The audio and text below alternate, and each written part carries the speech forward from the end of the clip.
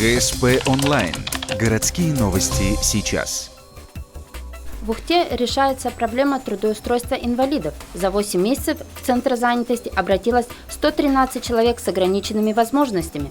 Из них 42 получили статус безработного. Работу нашли для 31 соискателя.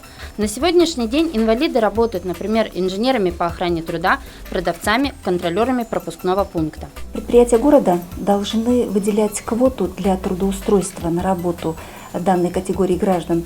Предприятия, которые имеют среднюю списочную численность более 35 человек, вы должны выделять квоту не менее 2% для трудоустройства инвалидов.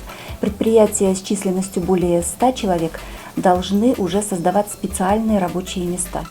Существует программа субсидирования рабочих мест. На эти деньги закупается все необходимое. Инженеру – ортопедическое кресло, система кондиционирования, пандус, поручни. Дворнику – специальная снегоуборочная машина или газонокосилка. Нетрудоустроенные инвалиды получают пособие по безработице. Минимальная сумма – 1105 рублей, максимальная – 6370. Несмотря на все меры за последние 3 года, показатель стоящих на учете инвалидов не изменился.